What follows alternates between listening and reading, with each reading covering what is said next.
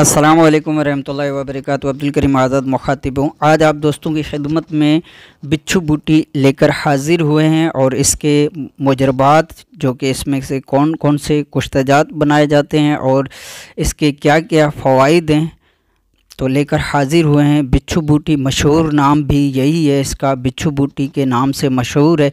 बिच्छू बूटी इसलिए कहा जाता है कि इसके पत्तों को छूने से इस तरह की तकलीफ़ महसूस होती है जैसे कि बिच्छू ने काटा हो, तो इसलिए इसको बिच्छू बूटी कहा जाता है।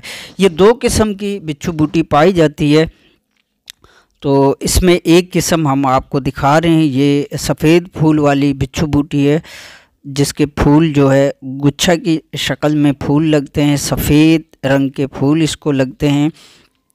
तो बिच्छू बूटी अमूमन ये बरसात से पहले पैदा होती है और इसमें जो फूल लगते हैं ये शहतूत के बराबर फूलों की मंजरी जैसी निकलती है। थोड़े अरसे में हरे रंग की होकर बीज बन जाती है। जब तक ये सफ़ेद फूल जैसी रहती है तब तक इसका साग बनाया जाता है जो कि बहुत ज़्यादा गर्म होता है। इसकी दूसरी किस्म जो कि बड़ी बूटी कहलाती है, बिच्छू बूटी बड़ी कहलाती है और बड़ी बूटी का पौधा 10 फीट से भी ज़्यादा ऊंचा होता है। इसके पत्ते जो होते हैं ये 5 से 10 इंच लंबे और 12 इंच के करीब चौड़े होते हैं। दोनों तरफ रुएं होती है, यानी कि रुएं होते हैं दोनों साइड पे। छूने से बिच्छू की तरह डंग मारने जैसा दर्द महसूस होता है, इसलिए इसको बिच्छू बूटी कहा जाता है। मुजरबात के हवाले से इसके पत्ते पीस कर सर दर्द के लिए लगाए जाते हैं, मुफीद समझा जाता है। पत्तों का जमाद लगाना इंतहाई मुफीद समझा जाता है। इसके अलावा सोजन वाले मुकाम पर इसके पत्ते वगैरह घोट कर बांधे जाते हैं तो सोजन दूर हो जाती है। इसी तरह इसका शरबत भी बनाया जाता है जो कि इस्तेमाल कराया जाता है फंसी फोड़े, यानी कि मुसफ़ी खून के हवाले से इसके जो शरबत बनाकर इस्तेमाल किया जाता है। इसके साथ साथ इसमें जो कुश्तजात तैयार होते हैं उनमें से सहरे फ़हरस्त जो कुश्ता है वो कुश्ता फौलाद का है। इसमें इसका पानी निकाल कर और इसमें फौलाद को खरल करके, अमूमन हीरा कसीस का फौलाद लेकर और उसमें से अच्छी तरह खरल करके इसको 4-5 किलो की आग दी जाती है।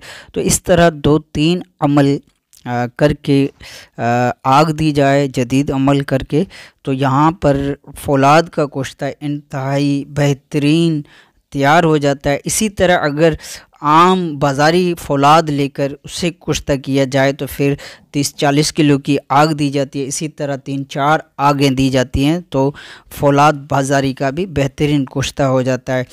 इसी तरह इसमें हड़ताल वर्किया, हड़ताल तबकी, हड़ताल गौंद होती दोनों तीनों इकसाम की जो हड़ताल है इंतहाई लाजवाब कुश्ता होती है। बिलखुसूस हड़ताल वर्किया के इसमें इंतहाई बेहतरीन कुश्ता होता है जो कि जिसके मुतालिक कहा जाता है ये काया और माया के लिए इंतहाई बेहतरीन समझा जाता है। बहरकैफ मेरा इस पे ज़ाती कोई ख़ास तजुर्बा नहीं है जो कि हड़ताल के मुतालिक अगर मेरा इस पे तजुर्बा होता तो ज़रूर बताता।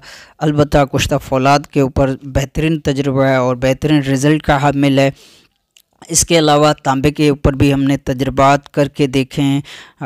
जहाँ तक मेरा तांबे के ऊपर इस बूटी के मुतालिक तजर्बा था तो 2-3 आग दी थी, तांबा जो है टस से मस नहीं हुआ। यहाँ से साबित होता है कि ये बूटी जो है तांबा को कुश्ता नहीं करती। हाँ, अलबत्ता अगर मेहनत की जाए तो मुमकिन है कि तांबा भी इसमें कुश्ता हो जाए। बाकी इसमें जस्त का कुश्ता बेहतरीन बन जाता है और सिक्का का कुश्ता बेहतरीन बन जाता है। कली का इंतहाई बेहतरीन इसमें कुश्ता बनता है, तो कली का कुश्ता भी मैंने बनाकर देखा है, बेहतरीन कुश्ता इसमें कली बन जाता है। इसी तरह पारे को भी मैंने इसके पानी में खरल करके कुश्ता करने की कोशिश की है जो कि अगर इसमें कोशिश की जाए तो यकीन से कहा जा सकता है कि इसमें पारे का कुश्ता आला किस्म का बन सकता है। लिहाजा मैंने कम बूटी होने की वजह से 1 या 2 आगे दी थी, उसमें काफ़ी हद तक पारा जो है कुश्ता हो चुका था। अलबत्ता मुकम्मल तौर पर ये कुश्ता अभी तक नहीं हुआ था, लेकिन अगर इसमें कोशिश की जाए तो कभी इम्कान है कि पारा भी इसमें कुश्ता हो जाए। इसी तरह अलमास में मैंने 1 आग दी थी, तो अलमास मुकम्मल तौर पर मयार के ऊपर कुश्ता तो नहीं हुआ, लेकिन इतना ज़रूर हुआ था कि वो खरल में से पिसक ज़रूर हो चुका था। तो इसी तरह अगर बदस्तूर अलमास को इसमें आग दी जाए तो अलमास भी आला किस्म का कुश्ता बन सकता है। ये इस बूटी में इतनी सलाहियत है कि ये अलमास को भी कुश्ता करने की सलाहियत रखती। तो ये बिच्छू बूटी के मुतालिक जो मेरे ज़ाती तजुर्बात थे वो आप दोस्तों का दुआओं का तालिब अब्दुल करीम आज़ाद।